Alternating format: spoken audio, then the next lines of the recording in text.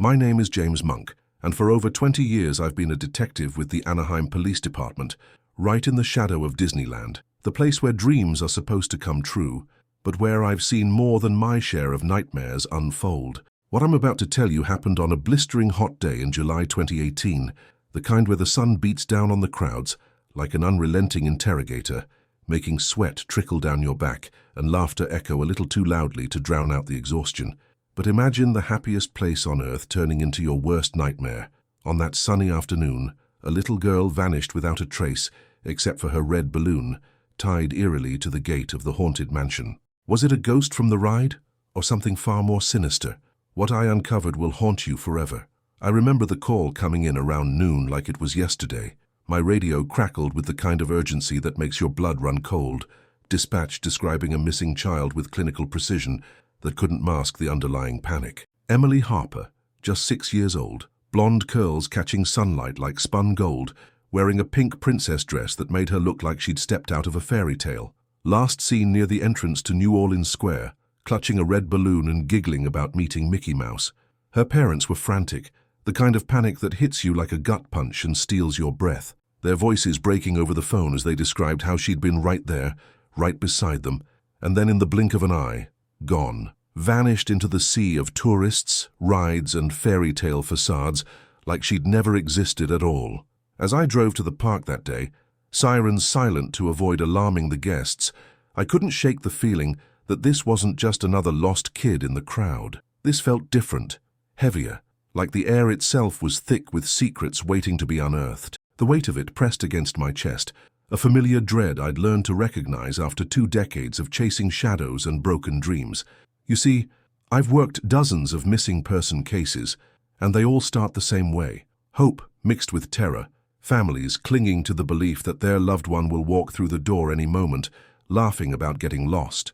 But some cases, the ones that keep you awake at night, they whisper to you from the very beginning. They tell you that something is fundamentally wrong with the world, that evil has found a crack to slip through. Arriving at Disneyland always feels like stepping into another dimension, doesn't it? The transformation is immediate and jarring. One moment you're in the real world of concrete and car exhaust, and the next you're surrounded by carefully crafted magic, designed to make you forget everything outside those gates. The smells hit you first, a symphony of sensory manipulation that's been perfected over decades, popcorn, buttery and sweet, mixing with the faint tang of cotton candy that dissolves on your tongue like sugar-spun clouds. The earthy scent of the rivers of America nearby, artificial yet somehow nostalgic, reminding you of childhood summers that may or may not have actually existed. But that day, as I flashed my badge at security and wove through the throngs of families, the magic felt tainted, almost mocking. Every smile seemed forced, every laugh a little too loud, like the entire park was overcompensating for something dark lurking just beneath the surface. Emily's parents, Sarah and Tom Harper, were waiting near the Lost Children's Center, and the sight of them nearly broke me. Their faces were pale masks of terror, the kind of expression that strips away all pretense and reveals the raw animal fear that lives in every parent's heart. Their eyes were red-rimmed from tears that wouldn't stop, the kind of crying that comes from somewhere so deep it feels like drowning. Sarah clutched a stuffed Minnie Mouse toy that Emily had won earlier at one of the carnival games, her fingers white-knuckled around it, as if holding on tight enough could somehow bring her daughter back through sheer force of will. The toy's bright red dress was already stained with tears, and I could see Sarah's hands shaking with the effort of maintaining even the smallest semblance of control. Tom stood beside his wife like a guard dog, his jaw clenched so tight I could see the muscles jumping under his skin. When he spoke, his voice cracked like dry leaves underfoot, each word seeming to cost him something vital. "She was right here," he stammered, pointing to a spot near one of those overpriced churro carts with hands that trembled like autumn leaves. "We turned for 1 second, detective. 1 second to buy her a balloon because she'd been begging for one all morning. When we looked back..." His voice broke entirely then, the words dissolving into the kind of silence that speaks louder than any scream. I nodded, jotting notes in my worn leather notebook, but inside, my heart twisted with a pain I recognized all too well.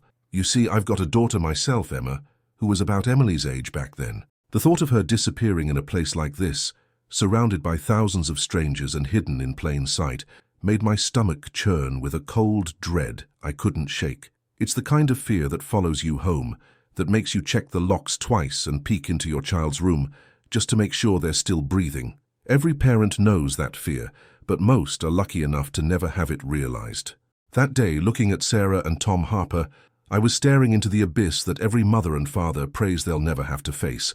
We began our search immediately, fanning out with park security like a small army of hope and desperation. The Lost Children protocol at Disneyland is more sophisticated than most people realize. Within minutes of a child being reported missing, every entrance and exit is monitored. Cast members are alerted with descriptions, and a network of security cameras begins tracking backwards through footage. But Emily seemed to have vanished more completely than should have been possible in such a monitored environment. We checked every bathroom, combed through every shop, looked under benches where a scared kid might hide, questioned vendors and character performers who might have seen something. Nothing. Not a trace, not a whisper, not even a false sighting to give us hope. Hours ticked by with agonizing slowness, each minute stretching like an eternity. The sun began its slow descent toward the horizon, casting long shadows that danced like restless spirits across the pavement. The afternoon crowd was giving way to the evening visitors, families heading home with tired children, and couples arriving for romantic dinners. But still, no sign of Emily. The Harpers aged years in those few hours, hope slowly leaching from their faces like color fading from old photographs. Sarah had stopped crying, which somehow made it worse. The silence of despair is far more terrifying than the sound of grief. That's when the first clue surfaced, the one that would turn this from what we hoped was a routine missing person case into something that would haunt my dreams for years to come. It was one of the park janitors who found it, a quiet man named Luis, who'd been working the grounds for over a decade. He approached me with the kind of hesitant urgency that immediately grabbed my attention, his weathered hands gesturing towards something that had made him visibly uncomfortable. "Detective," he said in accented English, "you need to see this. It's not right." He led me through winding paths past families enjoying their evening, past vendors hawking glow sticks and light-up Mickey ears, toward the darker corner of the park, where New Orleans Square begins to feel genuinely mysterious, rather than manufactured spooky. And there, tied securely to the wrought-iron gate of the haunted mansion, was a red balloon bobbing gently in the evening breeze. The same red balloon Emily's parents had described buying for her just before she disappeared. The balloon that should have vanished with her, wherever she had gone. The haunted mansion loomed before us like something from another era, its Gothic spires and weathered facade, designed to evoke centuries of supernatural dread, compressed into a family-friendly attraction. But standing there in the growing twilight, with that innocent red balloon dancing against the iron bars like some kind of macabre party decoration, the building seemed to pulse with a malevolence that had nothing to do with Disney magic. The air around it felt cooler, unnaturally so, carrying whispers that might have been the evening wind, or might have been something else entirely, something that made the hair on the back of my neck stand up like a dog sensing danger. I approached slowly, my boots crunching on the carefully maintained gravel path, every step echoing louder than it should have in the manufactured atmosphere. The balloon string was taut, as if someone or something had placed it there with deliberate intention, not tied hastily by a child or caught by accident in the breeze, but secured with the kind of precision that suggested purpose. A message, maybe, or a taunt. "Who ties a balloon to a gate like this?" I muttered to my partner, Detective Maria Ramirez, who had arrived with the second wave of investigators. She was already pulling out her camera, snapping photos from multiple angles, her face etched with the same unease that was crawling up my spine like cold fingers. We'd worked together for 5 years, and I'd never seen her look quite so disturbed by a piece of evidence. "Maybe the kid did it herself," she suggested, but her voice lacked conviction. "You know how children are with balloons. Maybe she was playing some kind of game." But even as she spoke, we both knew it didn't feel right. The balloon was tied too high for a 6-year-old to reach, secured with a knot that showed adult dexterity. And the placement was too deliberate, too theatrical. It felt like a signature, like someone wanted us to find it exactly where it was.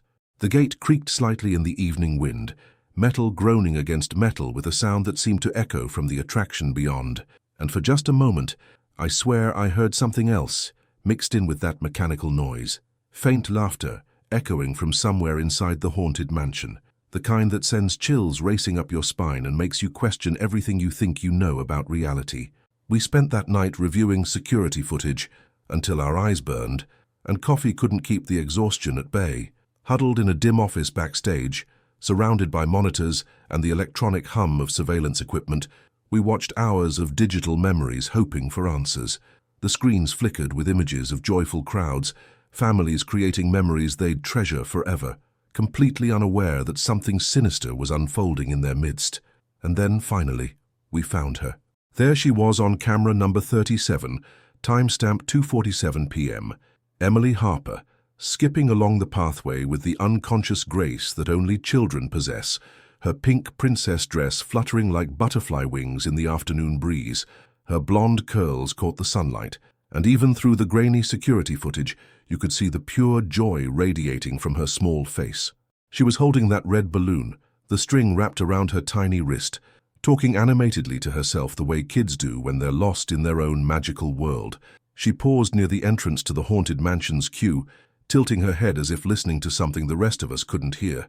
For a moment she stood perfectly still, and I found myself leaning closer to the screen, trying to read her expression. She looked curious, maybe a little confused, but not frightened. Whatever had caught her attention, it wasn't threatening enough to scare a 6-year-old who was already excited about ghosts and monsters. Then she stepped off the main path, moving toward the ornate gate with the same innocent determination kids show when they're following a butterfly or chasing a soap bubble. The camera angle shifted slightly, following her movement, and then the impossible happened. The screen flickered, just for a split second, a burst of static that made us both blink and refocus. And when the image cleared, Emily was gone, not moved out of frame, not hidden behind another guest or obscured by a passing crowd, simply gone, as if she'd never existed at all. The balloon remained visible for another few frames, still floating at child height, before it too disappeared from view. No one around her location reacted to anything unusual. No panicked screaming, no commotion, no indication that anyone had witnessed whatever had happened to make a little girl vanish into thin air. We replayed that segment dozens of times, analyzing every pixel, looking for explanations that made sense in the rational world we thought we understood. Camera malfunction, we told ourselves. Digital glitch. Some kind of technical error that made it look like Emily had simply ceased to exist. But deep down, watching that innocent child disappear over and over again, a nagging voice whispered about things that couldn't be explained away with logic and technology. The haunted mansion has always been surrounded by legends, stories that Disney's public relations department works very hard to keep buried, tales of real hauntings, of guests who entered the attraction and emerged, changed, different. Some visitors reported seeing figures that weren't part of the show, hearing voices that didn't match the scripted dialogue, feeling presences that followed them long after they'd left the ride. Most people dismissed these stories as overactive imaginations fueled by elaborate special effects, but sitting in that security office, watching a child disappear on camera, I found myself wondering if there might be more truth to those legends than anyone wanted to admit. My mind raced through possibilities, trying to maintain the professional detachment that had kept me sane through 20 years of investigating humanity's worst impulses. Kidnapping was the most likely scenario, though the method remained mysterious. Some kind of coordinated abduction, maybe, with accomplices who knew the camera blind spots and security protocols, or perhaps an accident, Emily wandering into a restricted area where she could have been injured and unable to call for help. But as the night wore on, with search dogs barking fruitlessly through every inch of accessible park grounds and helicopters sweeping the surrounding neighborhoods with spotlight beams, that red balloon felt less like evidence and more like a taunt, a breadcrumb deliberately left to lead us into darkness we might not be prepared to face. I'm a detective, not a ghost hunter. I deal in facts and evidence, fingerprints and witness statements, DNA and digital footprints. The supernatural has no place in police work, no matter how many late-night movies might suggest otherwise. But standing in that empty park after closing time, surrounded by the artificial magic of a place designed to make the impossible feel real, I couldn't shake the feeling that we were dealing with something that didn't follow the normal rules of criminal investigation. The next day brought more questions than answers, the kind that burrow into your soul and refuse to let go no matter how much coffee you drink or how many hours you spend staring at evidence boards. We expanded our investigation, interviewing dozens of witnesses, families who remembered seeing Emily's bright smile earlier in the day, vendors who had interacted with the Harper family, cast members who might have noticed something unusual. Each conversation added another tiny piece to a puzzle that seemed to grow more complex rather than clearer with every new detail. There was the balloon vendor who remembered Emily specifically because she'd been so polite, saying please and thank you in a way that stood out among the usual chaos of demanding children and frazzled parents. He described how carefully she'd chosen the red balloon from among all the colors available, holding it up to the light as if checking for imperfections. She was particular about it, he told us, his weathered face creased with the kind of concern that comes from being a grandfather himself. Said it had to be exactly right because it was going to be special. I asked her what made it special, and she just smiled and said it was going to help her find something. Find something. The phrase echoed in my mind as we continued our interviews, taking on more weight with each repetition. What could a 6-year-old possibly need to find in Disneyland? The park is designed to be navigable by children, with clear pathways and helpful cast members stationed everywhere, unless she wasn't looking for a place, unless she was looking for someone. A cast member dressed as a pirate in the Pirates of the Caribbean attraction remembered Emily asking him unusual questions during the Harper's earlier ride through the attraction. Most kids want to know about the treasure or the fighting, he explained, staying carefully in character even during our interview. But this little lass, she kept asking about the people who got lost, wanted to know if they ever found their way home again or if they stayed lost forever. Made me a bit uncomfortable, to be honest. It's not the kind of question you expect from someone so young. Lost people who never found their way home. The phrase sent a chill down my spine that had nothing to do with the air conditioning in the security office where we conducted these interviews. I found myself thinking about all the missing person cases I'd worked over the years, the ones that remained unsolved, the families still waiting for answers that might never come. Was Emily somehow connected to something larger, something that stretched beyond a single missing child in a theme park? But the interview that truly haunted me came from an elderly woman named Margaret Chen, who had been sitting on a bench near the haunted mansion around the time Emily disappeared. She was visiting the park with her grandson, she explained, taking a rest while he rode the attraction for the 3rd time.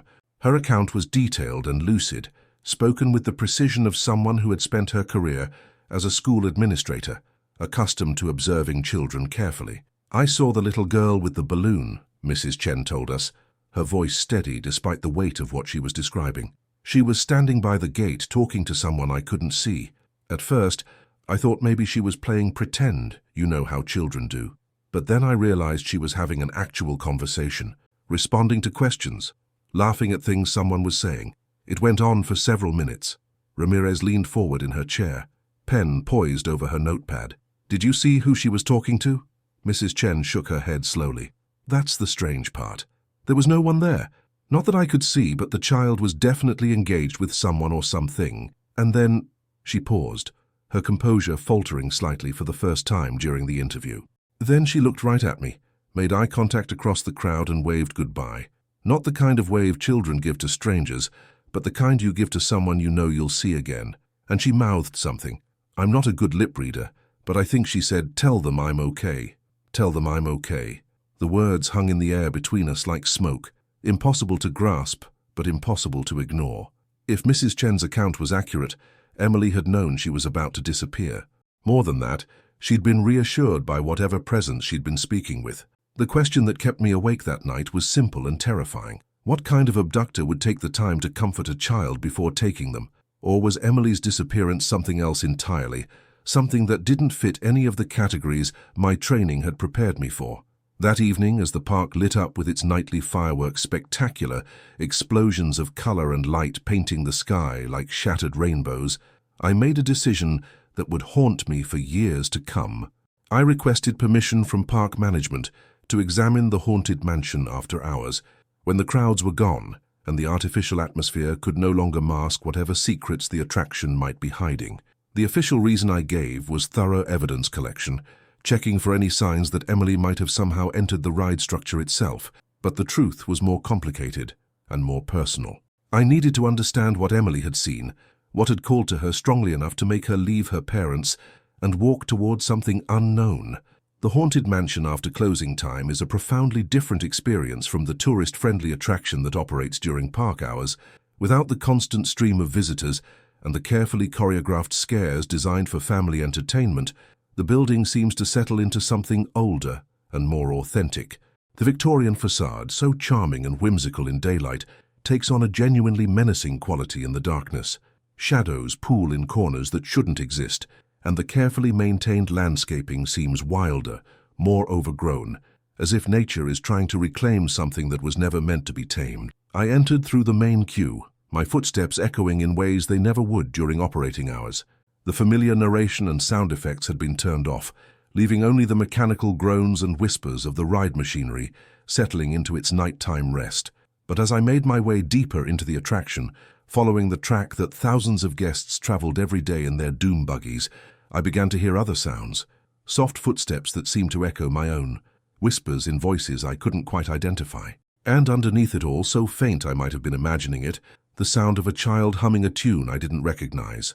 The ride's doom buggy creaked along its predetermined track, carrying me past scenes I'd witnessed dozens of times during previous investigations at the park, but which now seemed infused with new and disturbing meaning.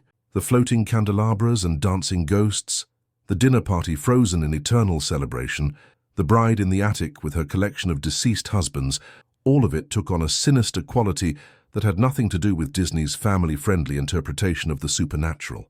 But it was in the ballroom scene, where hundreds of translucent figures waltz eternally in a grand celebration of the afterlife, that I felt the first real sign that something was fundamentally wrong with my understanding of reality. The air grew thick and oppressive, carrying scents that had no business existing in a mechanical attraction: old perfume, the kind worn by women decades ago, pipe tobacco and cologne from an era when men dressed formally for dinner. And underneath it all, something else, something sweet and innocent that made my heart clench with recognition: bubblegum, the kind kids chew when they're trying to be grown up, sweet and artificial and unmistakably childish. The scent was so strong and so out of place that I found myself looking around frantically, searching for the source of that unmistakable childhood smell in a place where no living child should be at this hour. That's when I found it, tucked beneath the seat of my doom buggy, almost as if it had been placed there specifically for me to discover. A small hair clip, pink and glittery, shaped like a tiny butterfly, with rhinestones that caught the dim emergency lighting like captured stars. I held it up with trembling fingers, my heart hammering against my ribs, because I recognized it immediately from the photograph the Harpers had provided. Emily had been wearing this exact clip in her hair when she disappeared, a small vanity that made her feel like a princess in her pink dress. The discovery shattered whatever remained of my rational skepticism. This wasn't a coincidence or a mistake. Emily had been here inside the haunted mansion after she had supposedly vanished into thin air. But how? And more importantly, where was she now? I called for backup immediately, my voice echoing strangely in the artificial caverns of the attraction, and within minutes the entire building was swarming with investigators, search dogs, and forensics experts determined to find answers that seemed to dance just beyond our reach. We tore that place apart, metaphorically speaking. Disney's management was cooperative, but clearly terrified of the publicity nightmare that would result if word got out that a child had somehow accessed restricted areas of their most famous dark ride. We examined every inch of the track, every hidden corner where maintenance workers stored equipment, every narrow crawl space that ran behind the elaborate sets. The search dogs went crazy in certain areas, barking and whining at empty air, as if they could sense something their handlers couldn't see or smell. It was in one of these hidden maintenance areas, tucked behind the ballroom scene where projection technology creates the illusion of dancing ghosts, that we found the entrance to something that shouldn't have existed. A narrow doorway, barely visible in the dim lighting, leading to a service tunnel that didn't appear on any of the official blueprints. The Disney engineers swore they had no knowledge of this passage, claiming it must have been part of the original construction that had been forgotten or overlooked during subsequent renovations. The tunnel was narrow and oppressive, clearly not designed for regular human traffic. The walls were damp with condensation, and the air carried odors that seemed impossibly old, rust and decay and something organic that made my stomach turn. But as we ventured deeper, following a path that seemed to wind beneath the entire New Orleans Square section of the park, we began to hear sounds that made every instinct I possessed scream warnings. Faint crying, so distant it might have been imaginary, footsteps that seemed to pace back and forth in the darkness ahead, and voices, whispered conversations in tones too low to understand, but unmistakably human.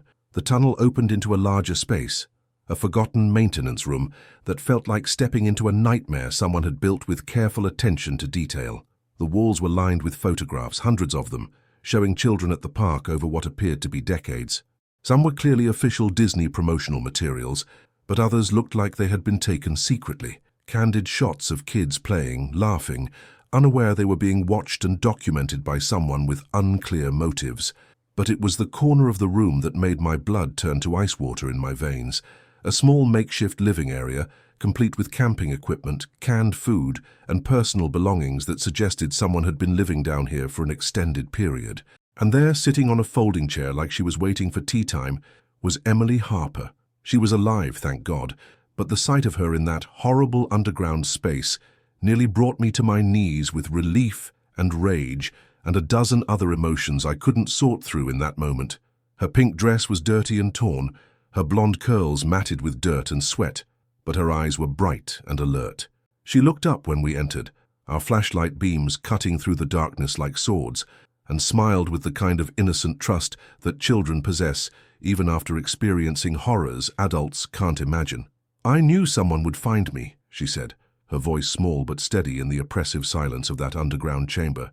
"The lady told me they would." Before I could ask about this mysterious lady, my attention was drawn to movement in the shadows beyond our lights. A figure emerged slowly, hands raised in surrender but eyes blazing with the kind of manic intensity that makes experienced cops reach for their weapons instinctively. It was a man, probably in his 50s, wearing a maintenance uniform that might have been official Disney attire decades ago, but was now filthy and patched with makeshift repairs. This was Victor Graves, though I wouldn't learn his name until later, during processing and interrogation. He had worked for Disney in the 1980s, starting as a ride operator, and eventually moving into maintenance work that gave him access to the hidden areas beneath the park that most employees never knew existed. He'd been fired in 1987 for what the personnel files euphemistically called inappropriate conduct with guests, but the details that emerged during our investigation painted a picture of someone whose obsession with the park and its visitors had grown increasingly disturbed over the years. After his termination, Victor had never really left Disneyland. He'd found ways to access the underground service tunnels and forgotten spaces, eventually creating a hidden world where he could live like some kind of twisted ghost, watching and documenting the families who came to the park to create magical memories. The photographs on his walls represented years of surveillance, children he'd become fixated on, some of whom had gone missing over the decades in ways that were now taking on sinister new meaning. The red balloon at the haunted mansion gate hadn't been a coincidence or a supernatural calling card. It had been Victor's signature, his way of marking territory and taunting the investigators he knew would come looking. He'd been watching Emily and her family from the moment they'd entered the park that morning, following them through crowds, studying their patterns, waiting for the right moment to separate a vulnerable child from her parents. But Emily's account of her experience, given during gentle questioning by trained child psychologists over the following days, contained details that didn't quite fit the narrative of a straightforward abduction. She spoke repeatedly about the lady in white who had comforted her during her time underground, singing lullabies and telling her stories to keep her from being afraid. She described conversations with this woman in remarkable detail, including specific songs and stories that, when we researched them, turned out to be popular during the early days of Disneyland's operation in the 1950s and 1960s. Victor, when pressed about this mysterious lady during interrogation, became agitated and incoherent, muttering about the ones who never left and voices in the walls that remember everything. The psychiatric evaluation ordered by the court would later determine that he suffered from severe mental illness exacerbated by years of isolation and obsession, but his ravings about supernatural presences in the tunnels beneath Disneyland were dismissed as delusions brought on by his deteriorating psychological state. Emily was reunited with her parents in a scene that restored some of my faith in happy endings, despite everything I'd witnessed during the investigation. Their embraces were desperate and joyful, tears of relief mixing with laughter, as they held their daughter close and whispered promises that they would never let her out of their sight again.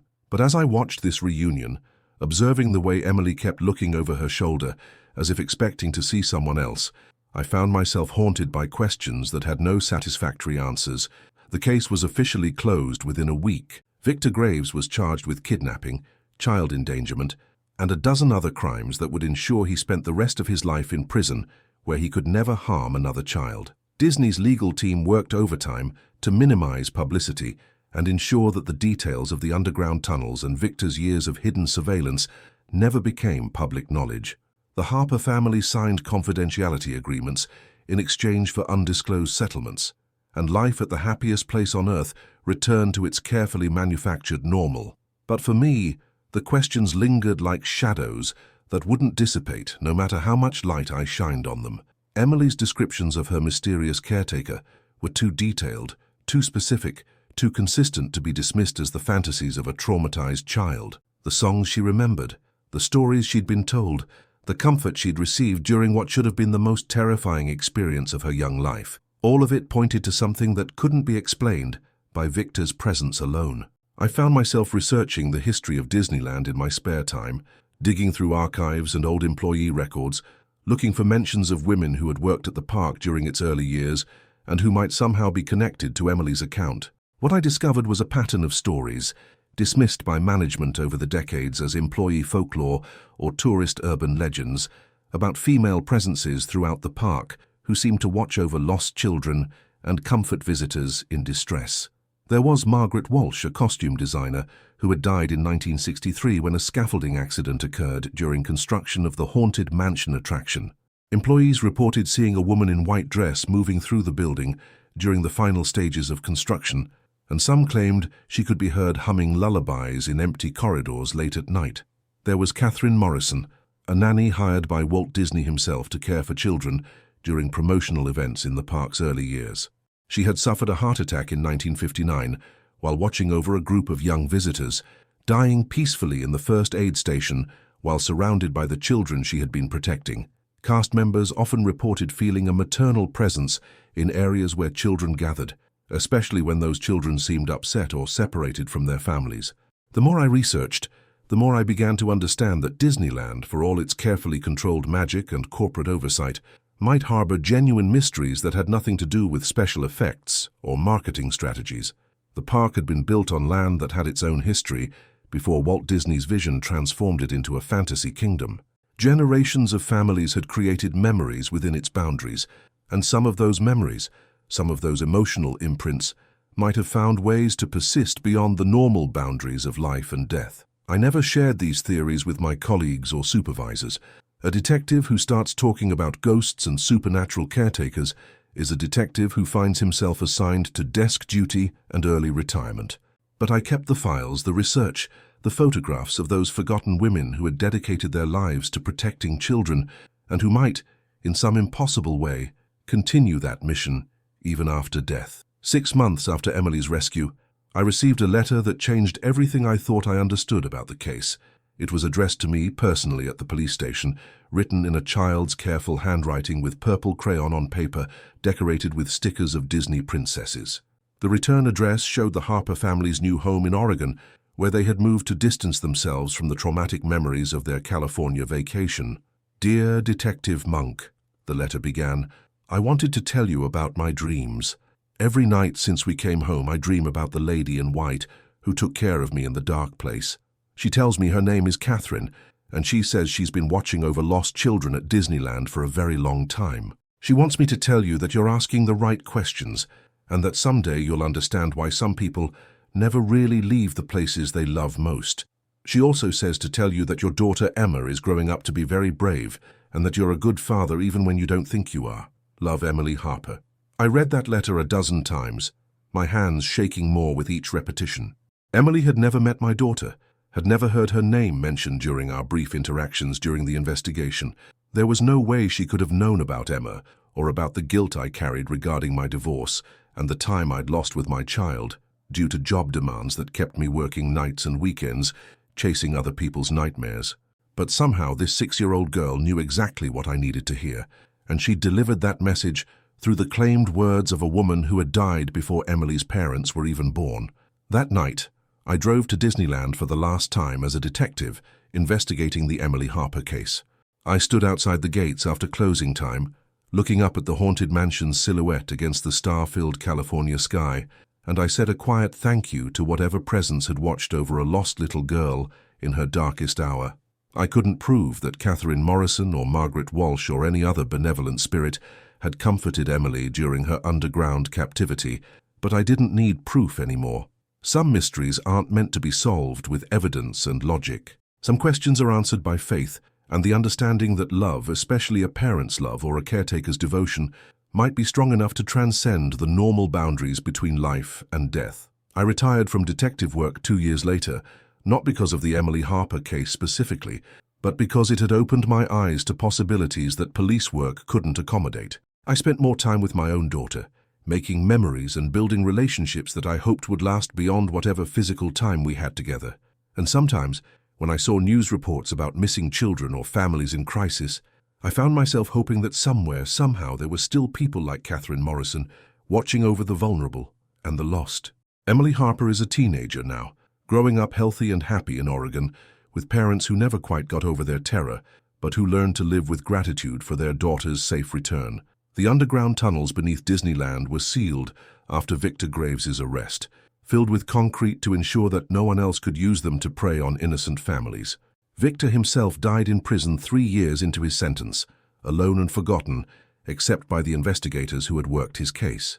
But the questions remain, as they always do in cases that touch something deeper than mere criminal behavior. What called to Emily Harper that July afternoon in 2018?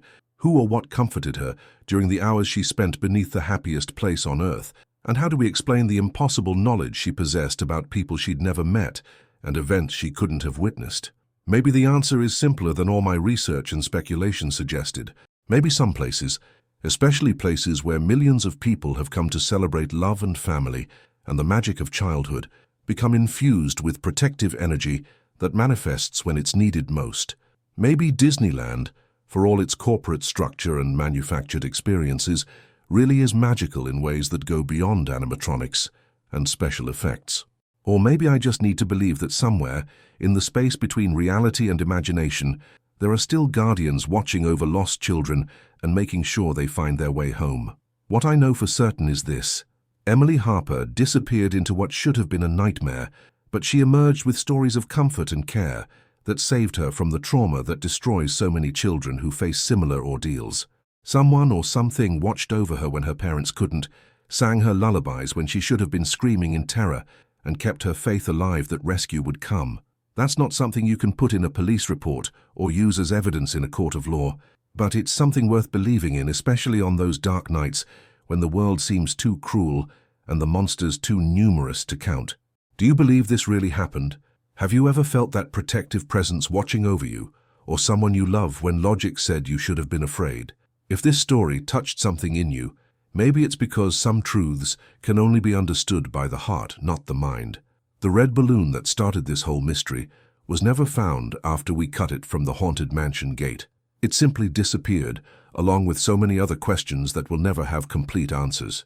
But sometimes I like to imagine it floating somewhere in that space between worlds, a symbol of hope, carrying messages between the living and those who love us from beyond our understanding. And sometimes, just sometimes, that's enough magic to believe in.